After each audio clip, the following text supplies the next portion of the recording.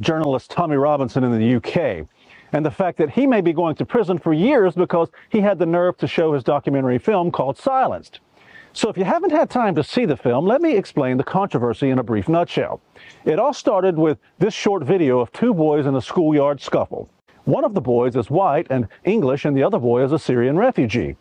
Now, at first glance, you might say, well, what's going on here? One boy is holding the other down and pouring water on him.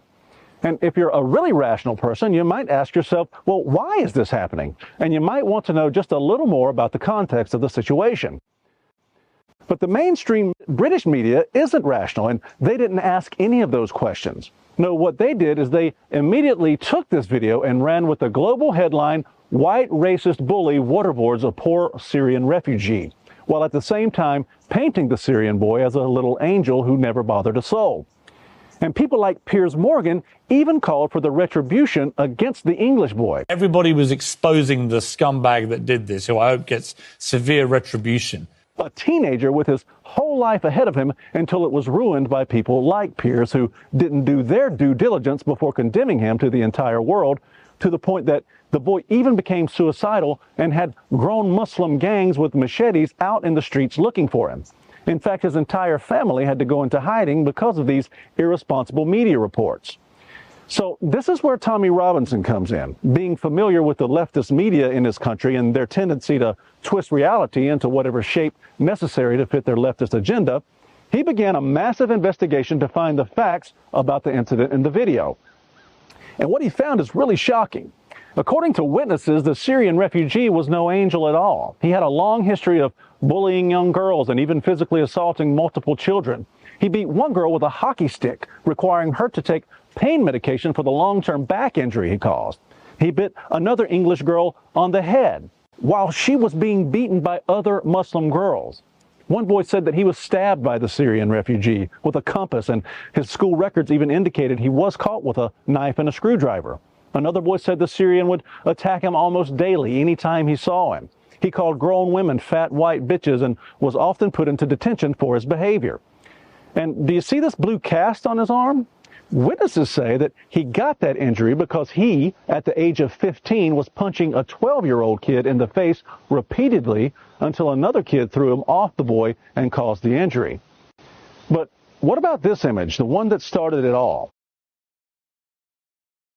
Well, as it turns out, the Syrian boy had threatened to rape the English boy's 9-year-old sister earlier, and this was their big brother taking up for them. I think a lot of people would have probably done more than splash him with a little water if that's the case. Now, as shocking as all this may be, it's not nearly as shocking as what the school did to hide all of this negative information about the Syrian boy from the public once the mainstream narrative had taken hold. It's the reason that none of the witnesses that I mentioned before came forward, because Tommy Robinson found through his investigation that the school spent £250,000 paying off the witnesses who all signed non-disclosure agreements to never talk about any of it.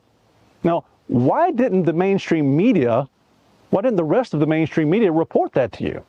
But it gets worse. The family of the Syrian boy ended up suing Tommy for revealing what he'd found out in his investigation as a journalist. And the judge in the case ruled in their favor, costing Tommy millions. Even when multiple witnesses in the case did come forward, teachers, students, respected members of the community, the judge said that all of them were lying and the Syrian boy was telling the truth. The court then ordered an injunction against Tommy playing the documentary he'd made, Silenced, so that no one could ever hear the full story. So Tommy had a decision to make here. Should he honor the court's injunction and let the young English boy's life be ruined by what witnesses all claimed were lies about him? Or should he play the film and vindicate the boy so the world would know he wasn't the terrible white racist bully they'd all made him out to be? Well, if you know Tommy like I do, he's always one to stand up for the little guy and the underdog. So he showed the film. And for that noble gesture, his reward may be a 2 to 4 year prison stint in Belmarsh, the UK's most maximum security prison.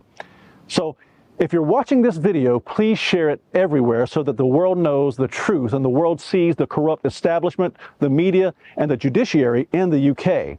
And just maybe, if we put enough pressure on them and the world protests enough, we can all help to free Tommy Robinson and send a message to the leftist governments everywhere that we the people will not be silenced.